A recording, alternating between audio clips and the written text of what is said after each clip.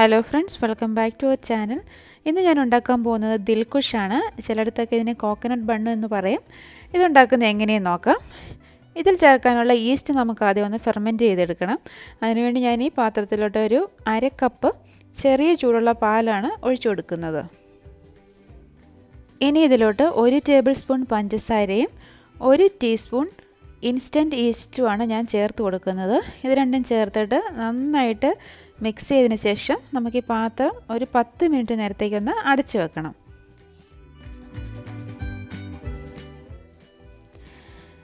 ഇനി നമുക്ക് ഈ ബൗളിലോട്ട് ഒരു 2 കപ്പ് മൈദ ഇട്ട് കൊടുക്കാം. ഇനി ഇതിലോട്ട് ഒരു 2 ടേബിൾ സ്പൂൺ പാൽപ്പൊടിയും 2 ടേബിൾ സ്പൂൺ പഞ്ചസാരയും കൂടെ ചേർത്ത് കൊടുക്കാം.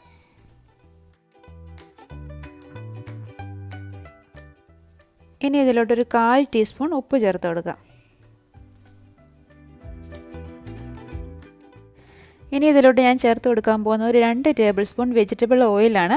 വെജിറ്റബിൾ ഓയിലിന് പകരം വേണമെങ്കിൽ ബട്ടർ ചേർത്ത് കൊടുത്താലും നല്ലതാണ്. പിന്നെ ഇതിൽ ചേർക്കാൻ വേണ്ടി ഞാനൊരു മുട്ട ഇവിടെ എടുത്ത് വെച്ചിട്ടുണ്ട്. അത് നന്നായിട്ടൊന്ന് ബീറ്റ് ചെയ്തെടുക്കാം. എന്നിട്ട് ഇതിൽ നിന്നൊരു 1/4 ഭാഗം നമുക്ക് ഈ മാവിലോട്ട് ഒഴിച്ചു കൊടുക്കാം. കുറച്ച് ഞാൻ മാറ്റി വെച്ചിട്ടുണ്ട്. അത് നമുക്ക് അവസാനം ഈ ദിൽകുഷിൻ്റെ മുകൾ ഭാഗം ഒന്ന് എഗ് വാഷ് ചെയ്യുന്നതിന് വേണ്ടി ഉപയോഗിക്കാവുന്നതാണ്. എന്നിട്ട് നന്നായിട്ടൊന്ന് മിക്സ് ചെയ്തെടുക്കാം.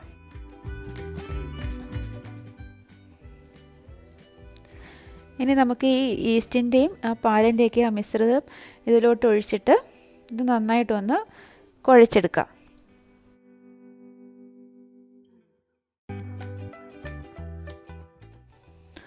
മാവ് ഇപ്പോൾ ഞാൻ നന്നായിട്ട് കുഴച്ചെടുത്തിട്ടുണ്ട്. അതിൻ്റെ മുകളിലോട്ട് ഒരല്പം ഓയിൽ തടവിയിട്ട് നമുക്കിനി ഇതൊന്ന് അടച്ച് വെക്കാം. ഒരു 2 മണിക്കൂർ നേരത്തേക്കെങ്കിലും മാവൊന്ന് പൊങ്ങാൻ വേണ്ടി വെക്കണം. ഇനി ദിൽകുഷിന് വേണ്ടിയുള്ള ഫില്ലിംഗ് ഒന്ന് റെഡിയാക്കാം. അതിനുവേണ്ടി ഞാനിവിടെ ഒരു പാൻ ഒന്ന് ചൂടാകാൻ വേണ്ടി വെച്ചിട്ടുണ്ട്. ഇനി ഇതിലോട്ട് 1 ടേബിൾ സ്പൂൺ നെയ്യ് ഒഴിച്ചു കൊടുക്കാം. നെയ്യ് നല്ലതുപോലെ ചൂടായിട്ട് വരുമ്പോഴത്തേക്ക് അതിലോട്ട് കുറച്ച് നുറുക്കി വെച്ചിരിക്കുന്ന അണ്ടിപ്പരിപ്പും അതുപോലെ കുറച്ച് കിസ്മിസും കൂടെ ചേർത്ത് ചെറുതായിട്ടൊന്ന് റോസ്റ്റ് ചെയ്തെടുക്കാം.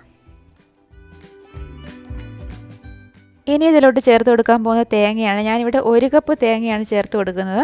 ഞാനിവിടെ ഉപയോഗിച്ചിരിക്കുന്നത് ഫ്രഷ് ആയിട്ടുള്ള തേങ്ങയാണ്. ഇതിന് പകരം വേണമെങ്കിൽ ഡെസിക്കേറ്റഡ് കോക്കനട്ടും ഉപയോഗിക്കാവുന്നതാണ്. പിന്നെ ഇതിലോട്ടൊരു 1/2 ടീസ്പൂൺ ഏലക്കയുടെ പൊടിയും കൂടി ചേർത്ത് കൊടുക്കുന്നുണ്ട്. അത് ചേർക്കുമ്പോഴേ നല്ലൊരു ഫ്ലേവർ കിട്ടും ഈ ഫില്ലിങ്ങിന്. ഇനി ഇതിലോട്ട് മധുരത്തിന് ആവശ്യത്തിന് പഞ്ചസാര ചേർത്ത് കൊടുക്കാം. ഞാനിവിടെ ഒരു 1/4 കപ്പ് പഞ്ചസാരയാണ് ചേർത്ത് കൊടുത്തിരിക്കുന്നത്. എന്നിട്ട് എല്ലാം കൂടെ നന്നായിട്ടൊന്ന് മിക്സ് ചെയ്തതിന് ശേഷം നമുക്ക് ഗ്യാസ് ഓഫാക്കാം. ഇതങ്ങനെ ഒരുപാട് നേരം മുരിയേണ്ട ആവശ്യമൊന്നുമില്ല. എന്നിട്ട് ഇതൊന്ന് തണുക്കാൻ വേണ്ടി വെക്കാം. ഈ കോക്കനട്ട് ഫില്ലിങ്ങിലോട്ട് ഞാൻ കുറച്ച് ടൂട്ടി ഫ്രൂട്ടിയും കൂടി ചേർത്ത് കൊടുത്തിട്ടുണ്ട്. 2 മണിക്കൂർ സമയം കഴിഞ്ഞിട്ടുണ്ട്. മാവൊക്കെ നന്നായിട്ട് പൊങ്ങി വന്നിട്ടുണ്ട്. ഇതൊന്ന് ചെറുതായിട്ടൊന്ന് കുഴച്ചെടുത്തതിന് ശേഷം നമുക്ക് ഈ മാവ് 2ആയിട്ടൊന്ന് മുറിച്ചതിന് ശേഷം ആ 2 ഭാഗവും ഒന്ന് പരത്തിയെടുക്കണം.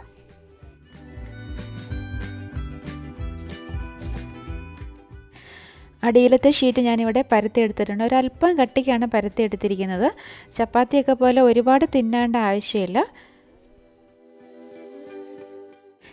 ഇനി ഇതിൻ്റെ മുകളിലോട്ട് റെഡിയാക്കി വെച്ചിരിക്കുന്ന ഫില്ലിങ് നിരത്തി കൊടുക്കാം.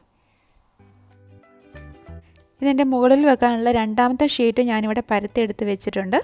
അത് ഫില്ലിങ്ങിൻ്റെ മുകളിലോട്ട് വെച്ചിട്ട് നമുക്ക് അതിൻ്റെ സൈഡൊക്കെ ഇങ്ങനെ നന്നായിട്ട് പ്രസ് ചെയ്ത് കൊടുക്കണം.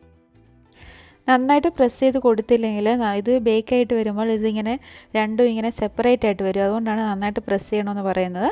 ഇനി ഇതിൻ്റെ മുകളിൽ എഗ് വാഷ് ചെയ്ത് കൊടുക്കാം. നമ്മൾ നേരത്തെ കുറച്ച് മുട്ട ബീറ്റ് ചെയ്ത് മാറ്റി വെച്ചിട്ടുണ്ടല്ലോ. ഇതിൻ്റെ മുകളിലൂടെ ഞാൻ കുറച്ച് വെളുത്ത എള്ളും കൂടി ഒന്ന് ഇട്ട് കൊടുക്കുന്നുണ്ട്, ഒരു ഭംഗിക്ക് വേണ്ടിയാണ്. ഇനി ഇത് ഒരു നനഞ്ഞ തുണി കൊണ്ടൊന്ന് ഒരു 20 മിനിറ്റ് നേരത്തേക്ക് നമുക്കൊന്ന് അടച്ചു വെക്കണം. അപ്പോഴത്തേക്ക് ഇതൊന്നും കൂടെ ഒന്ന് പൊങ്ങി വരും. ഇപ്പോൾ 20 മിനിറ്റ് സമയം കഴിഞ്ഞിട്ടുണ്ട്. ഇനി നമുക്കിതൊന്ന് ബേക്ക് ചെയ്തെടുക്കണം. അതിനുവേണ്ടി ഞാനിവിടെ ഓവൻ പ്രീ ഹീറ്റ് ചെയ്ത് വെച്ചിട്ടുണ്ടായിരുന്നു. ഒരു 175 ഡിഗ്രി സെൽഷ്യസിൽ 30 മിനിറ്റ് നേരത്തേക്കാണ് ഞാനിത് ബേക്ക് ചെയ്യാൻ വേണ്ടി പോകുന്നത്. ഇപ്പോൾ ഒരു 30 മിനിറ്റ് സമയം കഴിഞ്ഞിട്ടുണ്ട്. ദിൽകുഷൊക്കെ നന്നായിട്ട് ബേക്കായിട്ട് നല്ല ഗോൾഡൻ കളറിൽ വന്നിട്ടുണ്ട്. ഇതിനി ഒന്ന് തണുത്തതിന് ശേഷം ഒന്ന് കട്ട് ചെയ്ത് നോക്കാം.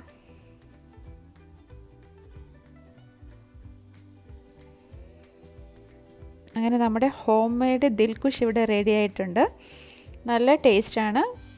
നിങ്ങളും തീർച്ചയായിട്ടും ഒന്ന് ട്രൈ ചെയ്ത് നോക്ക്, നിങ്ങൾക്കും ഇഷ്ടമാകും.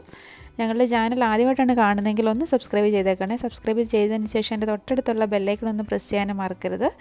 വീണ്ടും നല്ലൊരു റെസിപ്പിയുമായി കാണാം. Thank you for watching Tasty Queen's.